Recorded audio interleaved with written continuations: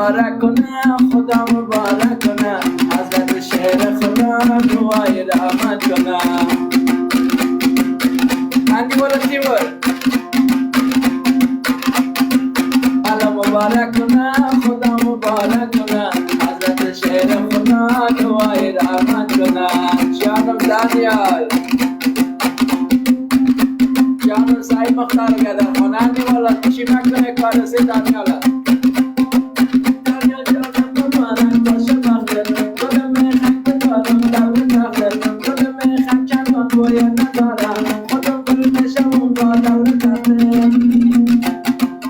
مبارک کنه، خدا مبارک کنه، حضرت شیر خدا دعای رحمت کنه. چرقم وزیر جانم هستی. الله مبارک کنه، خدا مبارک کنه، حضرت شیر خدا دعای رحمت کنه.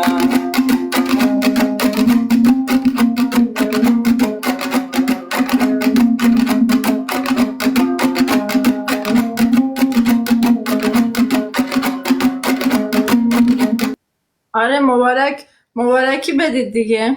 تحفه هایتون رو کنید، تحفه هایتون بیارید، عروسیه.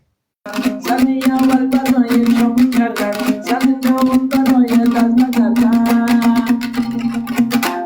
الله مبارک کنه، خدا مبارک کنه، حضرت شیر خدا دعای رحمت کنه. نکاح شد بخیر، لطف خدا شد بخیر، مبارک کنه، خدا مبارک کنه.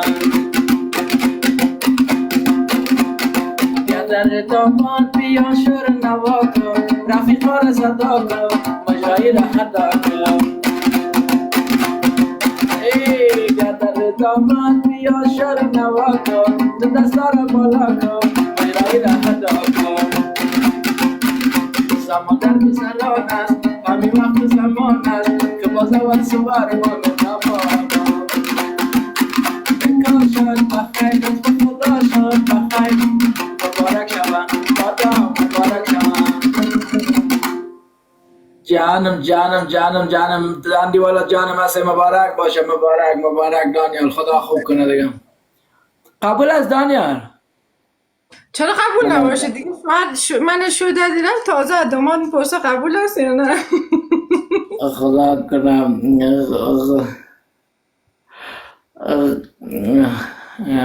خدا دوستا دبل تاب کنه دوستا. مگه خدا خوب کنه به اکبری؟ کی میگه؟ خوب کنه. دانیال میگه به اکبری خدا خوب کنه. خدا نکشه آدم. من چی بگم؟ شامده میخوانیم جانم از نجراوی. حالا باشه که مگه به اکبری خدا خوب کنه، این دیگه چه رقم شامده بگی؟ سعید مختاری کرد نگیشد. حالا روز خلاص شد دانیال قبول نداره. دانیال جانم روزی خلاص شد دانیال قبول نداره. دانیال تو چی کن؟ دانیال خدا شامده